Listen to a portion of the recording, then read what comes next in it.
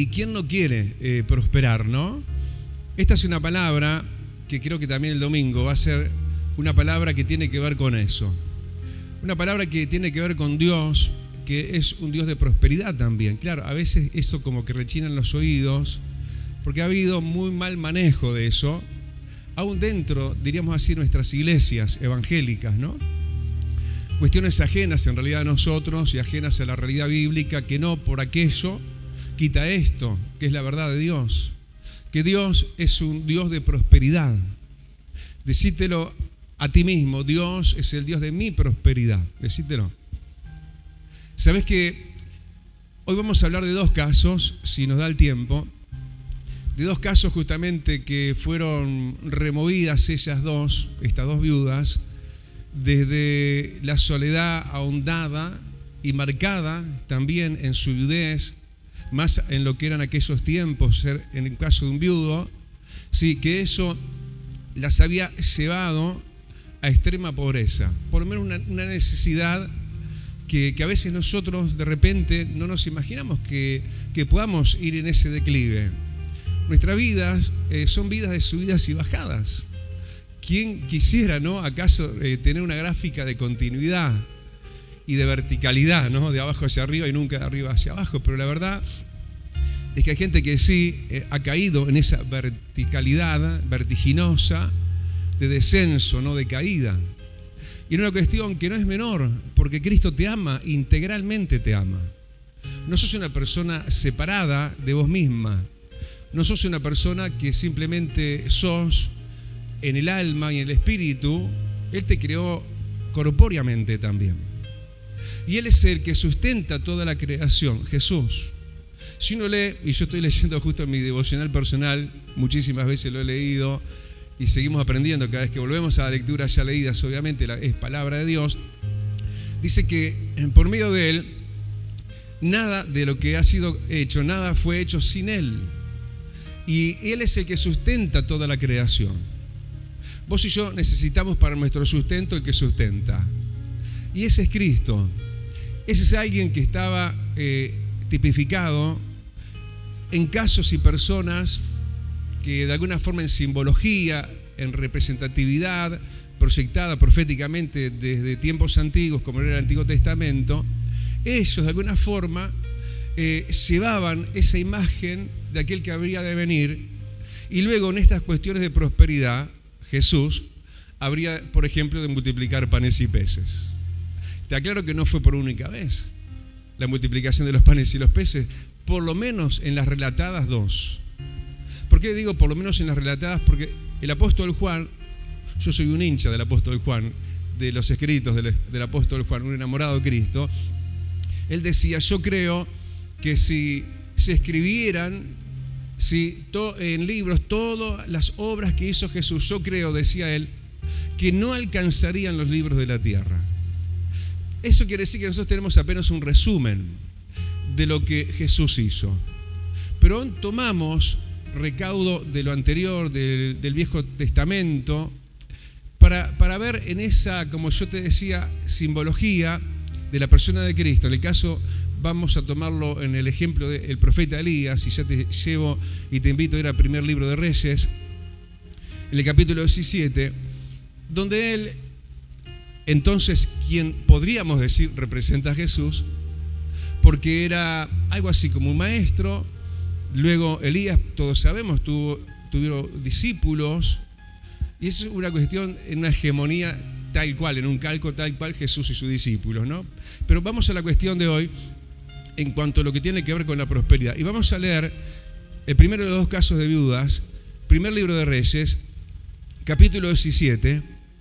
El capítulo 17, hablando de ella, esa viuda que estaba en las últimas, que estaba en un declive abrupto.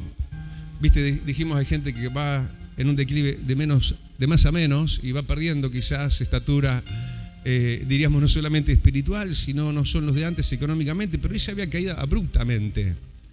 ¿Por qué te lo digo? Porque yo conozco la historia exacta de ella. No, lo sé por el dato que nos está dando, es una viuda. Y era una viuda, y en aquellos días las viudas, no trabajaban y necesitaban y dependían enteramente del sustento, del aprovisionamiento que alguien le podría dar. Así que ella era alguien que estaba en una situación muy declinante, muy embargante, muy abrupta, muy que de repente su vida decae y queda así como está. Y de ella se habla aquí en Primer Libro de Reyes, capítulo 17, y ya leemos en el versículo 12, ella respondiéndole a Elías, ahora de Elías tipo Jesús, ¿no? Ella respondió, vive Jehová, le dijo al profeta Elías, le dijo a la viuda, vive Jehová, tu Dios, que no tengo pan cocido, solamente un puñado de harina tengo en la tinaja y un poco de aceite en una vasija. Y ahora recogía 2 leños para entrar y prepararlo para mí y para mi hijo, para que lo comamos y nos dejemos morir. Elías le dijo, no tengas temor, ve, haz como has dicho, pero hazme a mí primero de eso una pequeña torta cocida debajo de la ceniza y tráemela. Y después harás para ti y para tu hijo. Porque Jehová, Dios de Israel, ha dicho así, la harina de la tinaja no escaseará, ni el aceite de la vasija disminuirá, hasta el día en que Jehová haga llover sobre la faz de la tierra.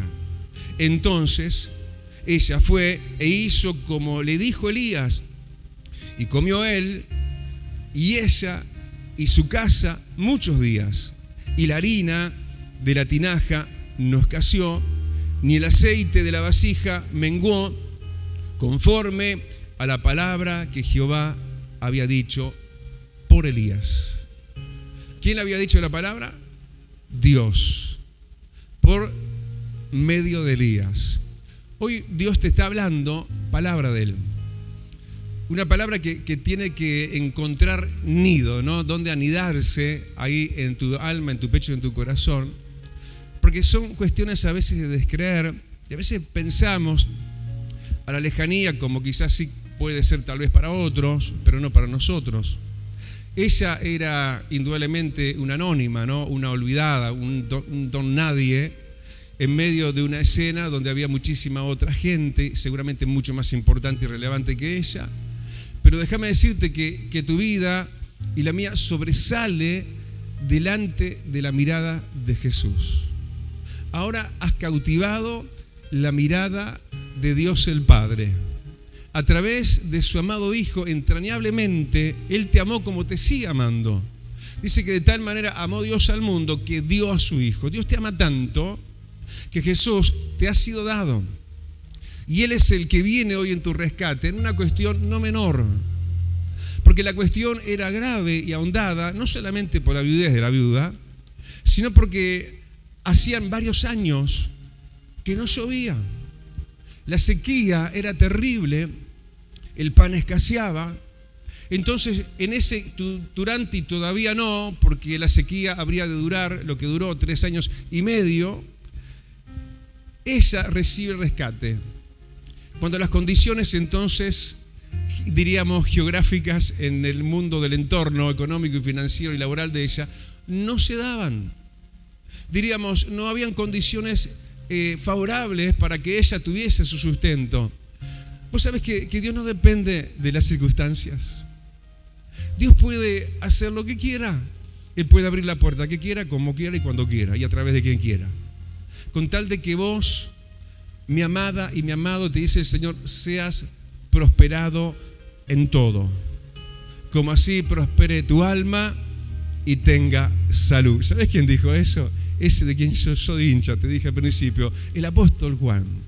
Ese amor encarnado de alguna forma también en esos poros y en esos labios tan endulzados por Cristo, en ese apóstol que hablaba en esos términos divinos en realidad, porque no eran humanos, sino puesta era esa palabra en la boca de él por medio de Dios y del Espíritu Santo, que es el mismo que hoy te está hablando. Ahora la cuestión es que esta viuda, esta que estaba en esa situación estancada y derramada ella, ya sin vigor, sin fuerzas, la encontramos en un estado terminal realmente.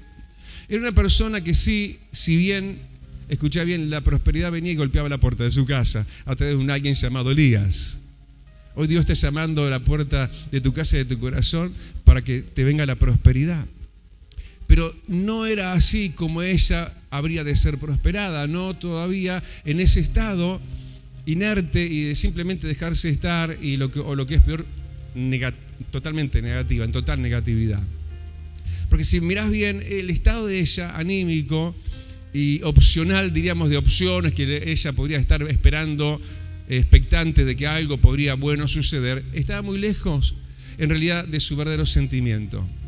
Ella tenía su mirada puesta en su cruel realidad, en esa cruel y de gran y aumentada escasez de la situación en la cual ella estaba, al punto que en el versículo 12 ella misma habla de su situación y esa mirada es totalmente negativa. Ella no está mirando a Dios, ella está mirando si lo suyo, lo que tiene o lo que no tiene, pero además con una altísima carga de negatividad. Hay gente que Dios quiere prosperar, pero Dios tiene que cambiar primero su negatividad. Tenés que salir de ese yo miro, yo veo, yo pienso, yo evalúo. Yo paso raya y digo no se puede.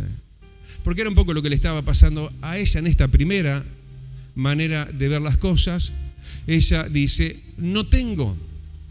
Primero que ella dice es una declaración así, nefasta, terrible, cruel y exagerada. Porque ella dice no tengo, pero como que se empieza a desmentir poquito a poco, ¿no? No solamente dice eso primero, no tengo, sino de repente se abre un poquito más y dice, solamente un puñado de harina. Entonces no es que no tenías. Tenía un puñado de harina. Y también ahora reconoce, un poco de aceite.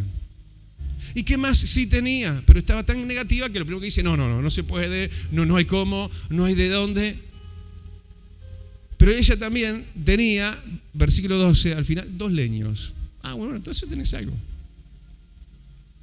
Pero ella se estaba mirando y estaba mirando muy negativamente. Vos querés prosperar, ¿verdad? El Señor te necesita con una carga positiva del cielo. El Señor te necesita mirando, por supuesto, lo que se ve, pero mirándolo de otra manera. Porque este Elías que venía de parte de Dios a golpear la puerta de esta viuda sarepta de Sidón, que estaba en estado terminal de crueldad, de pobreza y de miseria, si habría ella de primero ser transformada en esta visión que ella tenía, que no era solamente esto que hemos dicho hasta acá, sino que además ella tenía la mirada en sí misma, no en Dios. ¿Qué fue lo que ella dijo, versículo 12 al principio? No tengo. Ella dice, yo no tengo. Dios te quiere bendecir, pero lo que capaz que vos no tenés, lo tiene Dios. Capaz que lo que hoy no tenés, lo puedes tener el minuto después de este. Escuchábamos ¿cuándo fue? El domingo pasado, a alguien que nos estaba comentando y compartiendo su propia vida y cómo de repente, en un ocaso existencial en el barrio predilecto para esa hermana que estuvo compartiendo el domingo la palabra, parecía que todo indicaba que ella se iba a tener que privar para siempre poder seguir viviendo en ese lugar, en ese barrio donde le gustaba vivir y por años se había vivido. Y todas las voces le gritaban, ¿no? Que no podía, que el barrio no era para ella, porque era un barrio bastante pudiente, ¿no? Y ella clama, ella ora a Dios, y ese no tengo, no puedo, no sé cómo. Al otro día, Dios se lo solucionó. Y han pasado no sé los años que han pasado, y ella sigue ahí disfrutando de su disfrute según el deseo de su corazón. Dios conoce no solo tu necesidad, sino el deseo de tu corazón. Dios es un Dios de mimos. Dios es un Dios de mimos, créemelo. A ver, yo puedo mirar para algunos de ustedes y yo digo, Señor, vos sabés que a mí no me gusta recibir regalos, porque vos sos el único digno, ¿no?, de ser honrado, pero está bien, porque lo miro en el caso de Elías, ¿no? Por ella bendecir, como vamos a ver luego a Elías, ella fue bendecida. Entonces yo de un tiempo a esta parte he cambiado de actitud y antes como que no, porque no quería eso que podía provocar a celos a Dios, sino, recibo y muchos están muchas veces sin saber siendo usados para a veces darnos mimos a nosotros, ¿no? En eso de que yo digo, la hermana no sabía ¿Cómo me gustan las jesuitas? ¿Entendés, Carmen? Y de repente cuando llego a casa, un paquete muy lindo, pum, lo abro, jesuitas, Señor, gracias, porque Carmen no sabía. Y me bendijo. Dios conoce tus deseos y tus anhelos. Pero ella tenía la mirada en ella misma, en lo poco que tenía, en su escasez. Y su mirada no solo puesta en ella misma, sino, dice el mismo versículo 12, en su Hijo. Y está bien. Claro que tenés que mirar por tu familia. Claro que tu preocupación, si tenés familia, si sos un bendito de Dios de tener familia, y si no, tranquilo, buscá de Dios, porque Él es el que hace habitar en familia. Es obvio que tu preocupación no solamente pasa por vos mismo, sino por tus seres queridos. Ella estaba preocupada también por su hijo, obviamente. Y eso era la prioridad para ella. Pero lo más grave de todo esto, más allá de esta óptica negativa, etcétera, etcétera, que es lo que hemos ya visto, mirá el versículo 12 todavía, en el inicio. Ella parece que estaba desemparentada de Dios, ya como que se había alejado de Dios, capaz que por su viudez y por qué Dios permitiste que se fuera mi marido. ¿Por qué me pasó esto a mí? Y estoy así ahora. Y muchas veces eso aleja y endurece el corazón. Y un poquito así yo la veo a ella. Porque cuando le habla a ella, a Elías, le dice, vive Jehová tu Dios. ¿No era el Dios de ella? ¿Qué pasó ahí? ¿Sacó a Dios de su escena? Todo esto era tan así, tan terriblemente así, que uno diría, bueno, ya está, el Señor se va a desentender de mi vida, dicen algunos. Nada, simplemente me dejo morir, porque ella lo que esperaba no era otra cosa que eso, la muerte.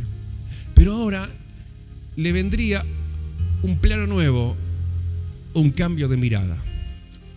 ¿Vos querés salir de la necesidad, de la pobreza, el endeudamiento y de todo lo que te puede estar pasando a la prosperidad de Dios? ¿Querés eso? Tiene que venir un cambio de mirada. Porque ella no habría de ser bendecida y prosperada si no venía un cambio de mirada. Ella cargaba en su mirada todo lo que ya dijimos. No tengo nada, no se puede, y si tengo algo no alcanza. ¿Sí? Ay de mí y de mi casa y mi familia. Y Dios, no sé, será el Dios de otros, porque parece que mío no es. Sin embargo, ahora irrumpe, ahora sí golpea la prosperidad en su casa en algo que habría de otorgarle el cambio y para siempre, en el peor momento económico y financiero de la nación de Israel, porque ya te dije, venía de largos años de sequía. De sequía, no que llovía poco, no llovía nada. Entonces ese cambio de óptica viene drásticamente, y yo te lo resumo en lo que Dios habló a través de la boca de su profeta, y le dijo en el versículo 13, te lo resumo, Elías le dijo más aún, Dios le dijo que por la mitad, a mí primero. ¡Wow! ¿Qué Dios equívoco, no? ¿Cómo que le va a decir eso a una pobre viuda que no tiene más que 2 leñas, un poquito, para comer y echarse a dormir? Y acá viene un Dios de prioridad, a mí primero. ¿Vos querés ver cosas grandes de Dios? Poné a Dios en primer lugar. Alguien me compartía, voy de vuelta, un reel, creo que se llama así en estos días, eso que te pasa en internet, que es un videito corto. ¿Viste el incendio no? Hay un tremendo fuego allá en Los Ángeles, en Estados Unidos. ¿Viste lo que es, no? Miles y miles de hectáreas consumidas, miles de casas consumidas. No un reel, vi 2, pero con videos de los barrios totalmente consumidos por el fuego, y de repente una casa sin tocar por la llama.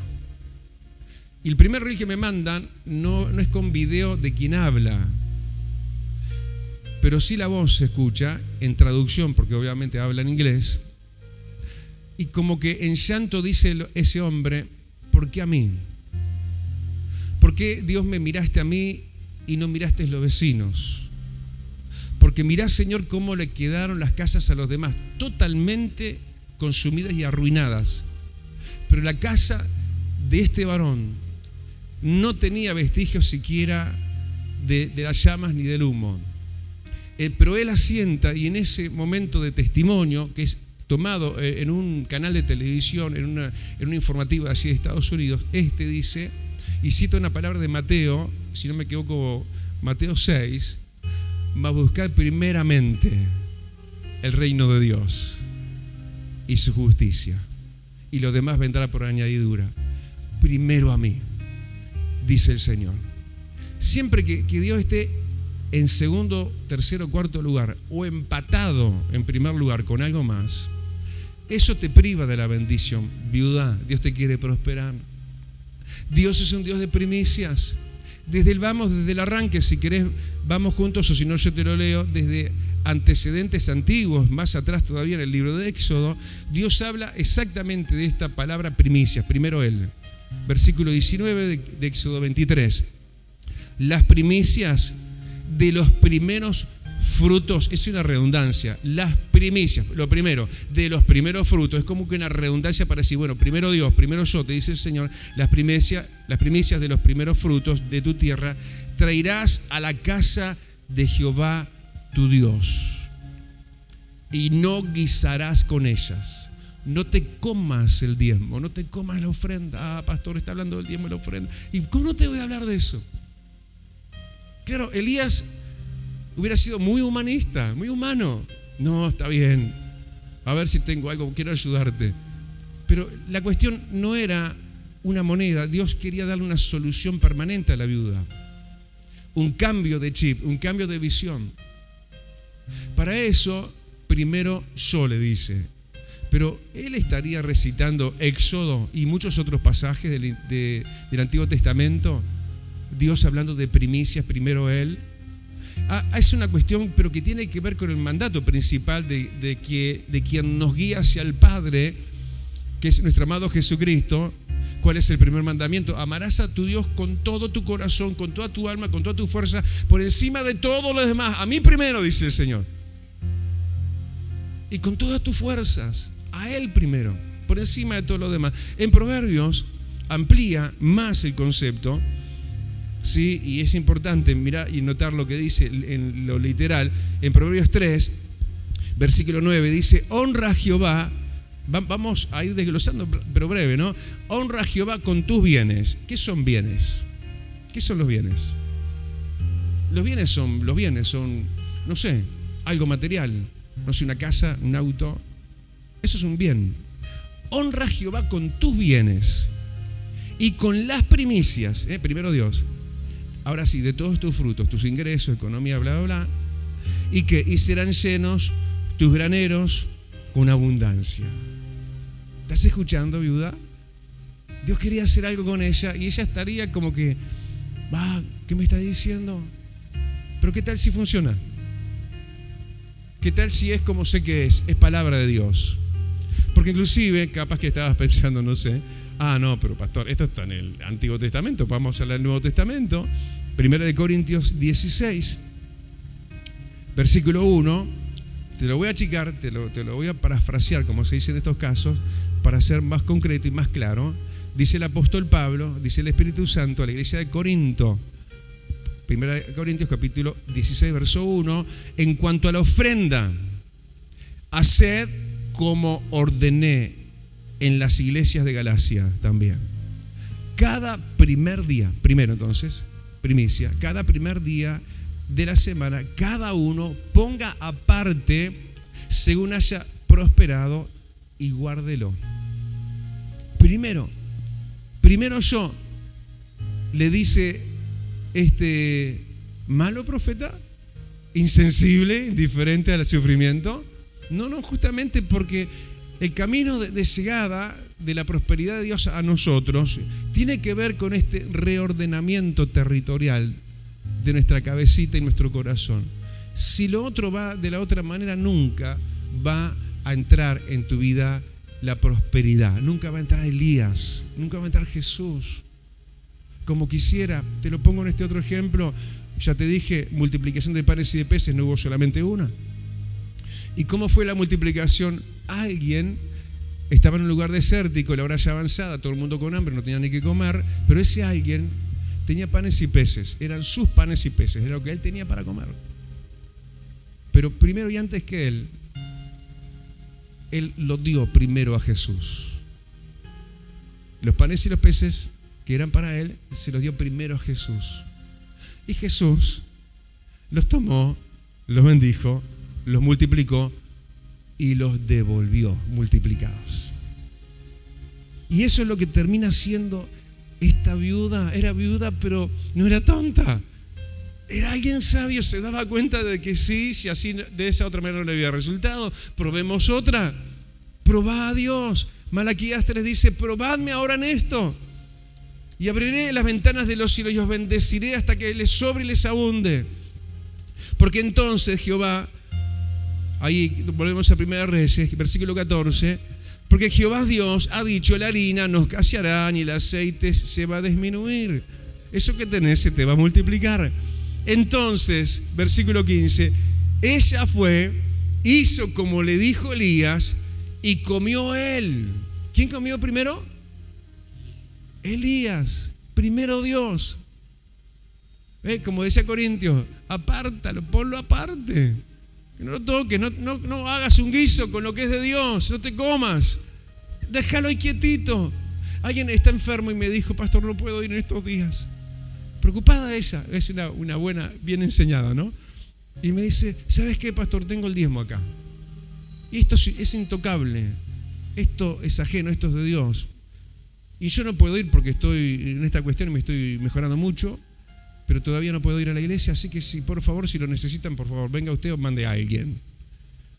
Y eso es maravilloso. ¿Sabes cómo está esa mujer? Próspera y bendecida. Tan próspera y bendecida. Mira, yo te cuento testimonio tras testimonio porque esto te alimenta. Ella, a este que te está hablando, en el 99, me regaló un viaje a Israel. Recorriendo toda una semana, fue un viaje casi 2 semanas en realidad. En un tour de cristianos, pastores y demás, recorriendo Israel, mi vida cambió. Mi vida fue transformada por esta hermana que abrió su mano y Dios la sigue prosperando. Yo he ido a su casa, está tremenda, está bendecida ella. Y me dice, ¿sabes qué? Estoy poniendo más linda la casa porque la voy a vender. Ah, está bien, le digo yo, para defenderme con el precio, ¿no? No, para que el que venga no tenga trabajo. Tremenda, mira qué cabeza. No está pensando, voy a sacarle más dinero. La generosidad está ligada a su alma. Yo quiero terminar diciéndote el otro caso de otra viuda, pero voy a ir súper rápido, porque además es breve. En Lucas 21, otra viuda, mira. En Lucas 21, versículo 1, dice Jesús, ¿no? Levantando los ojos, vio, y acá te voy a parafrasear también, vio a los que ofrendaban. Lucas 21, hoy no tenemos pantalla, versículo 1. Levantó sus ojos a quienes, a los que ofrendaban. ¿Sí?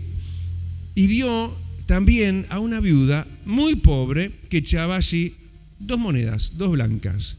Y dijo, en verdad os digo que esta viuda pobre echó más que todos, porque todos aquellos echaron para las ofrendas a Dios de lo que les sobra, de lo que les sobra. Mas esta de su pobreza echó todo el sustento que tenía. ¿Sabes que la narración termina ahí en cuanto a ella? Yo no tengo la información para decirte y cómo Dios la prosperó, porque así que esa información sí la tenemos de la otra viuda, de la viuda de Sarepta de Sidón, pero obviamente que me imagino que sí, porque Dios es un Dios veraz, es un Dios que cumple su palabra, pero igualmente nos deja bien en claro la más importante prosperidad que viene cuando uno es así como Dios primero. Y esta viuda se puso en un segundísimo lugar como la otra viuda. No dio sobras como la otra viuda. Esta también dio lo que ella tenía. Dio de sus bienes, dio de sus frutos, como le queramos decir, que en esa dualidad tenemos que estar entendidos que hay que bendecir la obra de Dios. ¿Vos te acordás que en el libro de los Hechos? ¿Qué pasó en el libro de los Hechos? ¿Se acuerdan que en ese momento, mirá qué mover, tempestuoso de gloria a Dios que había, ¿no? La gente que tenía propiedades, en plural, vendía alguna de sus propiedades y venían y ponían el precio de lo vendido a los pies de los apóstoles. Vendían casas, campos, estancias, chacras, no sé. Y de lo obtenido, eso lo ponían a los pies de los apóstoles. Eso es Nuevo Testamento. Eso es algo que nosotros lo perdemos de vista, pero la prosperidad de esta viuda narrada, no lo que sí nos imaginamos que habrá sido obviamente prosperada, la primera prosperidad de esta viuda fue que agradó el corazón de Cristo. No hay cosa más linda que tener a Jesús contento. Yo quiero dibujar una sonrisa a Jesús. A Jesús le dibujamos una sonrisa, no cuando damos, y damos como es normal a veces, damos lo que sobra, ¿no? Está bien, no sé, toma algo, Señor. Sí, y lo ponemos en un plano en el cual Él no va. Sino que la prosperidad más linda que se ve en este caso es que ella agradó el corazón de Cristo. Es que ella obtuvo la mirada de Jesús. Vio a unos, pero vio a ella. Y la vio para honrarla. La perpetuó. Habló bien de ella. Hoy estamos hablando nosotros de ella, porque Jesús la levantó y la honró. ¿Sabes lo que viene para aquellos que honran a Dios? En lo material también. Honra eterna y perdurable de Dios para tu vida. ¿Cuánto lo quieren? ¿Cuánto lo creen? Bueno, dale el aplauso grande. Qué lindo. Yo me lo tomo también. Ponete de pie ahí donde estás. Vamos a orar. Levantate ante Dios, presentate y inclina tu rostro. Decirle: Señor, te doy gracias. Gracias porque me has mirado como a una y a la otra viuda. Gracias que tu plan sigue siendo el mismo. A pesar del entorno de sequía y de necesidad y del no se puede. A pesar de la mirada negativa, de simplemente siempre vemos lo que tenemos y lo que no tenemos. Y nos preocupamos por nosotros y nos preocupamos por los nuestros. Pero hoy, Señor, decirle gracias porque estoy escuchándote hablar a mí y a mi corazón. Gracias porque esto lo voy a guardar como tuyo, es palabra tuya, no es palabra del pastor Juan. Como no era palabra de Elías, era palabra tuya, Señor. Señor, yo desde aquí te pido que tú los bendigas, primero con credibilidad, dale fe, para que crean y te pongan a prueba. Porque en ningún otro pasaje hablaste como hablaste en Malaquías 3, tan desafiantemente, tan para removernos de nuestro sitial de siempre, de que no, y pasarnos a un sitial de probar y probarte a ti. Tú dijiste: probadme ahora en esto, probadme ahora en esto, y yo abriré las ventanas de los cielos y os bendeciré hasta que les sobre y les abunde. Pero gracias, Señor, porque además de prosperidad, lo más lindo para nosotros es que vamos a alegrar tu corazón y vas a hablar bien de nosotros, como hablaste bien de la viuda. Gracias, Rey. Qué lindo, qué fácil, qué al alcance, porque esta lo alcanzó apenas con tan pocas monedas. Allá echó 2 moneditas, pero era de gran peso, porque no estaba dando sobras, y te puso a ti primero. Gracias, Dios, porque queremos y podemos ser como aquel que dio los panes y los peces. Capaz que era el mismo, en una y otra multiplicación, que venía y decía: Señor, una, y repito otra vez, vos sos el primero. Primero vos, después yo. Gracias, Señor. Amén, amén y amén. Damos un aplausote grandote. Vida Abundante te invita a su nuevo lugar. En 18 de julio, 1280, Casilla Guarón, ex Cinemateca. Un ambiente de alegría y esperanza te espera cada día. Domingo, 10 horas. Martes y jueves, 17 horas. Miércoles y viernes, 19:30 horas. Vida Abundante, donde tu vida va a cambiar. Celestial FM, la radio más escuchada. buena radio.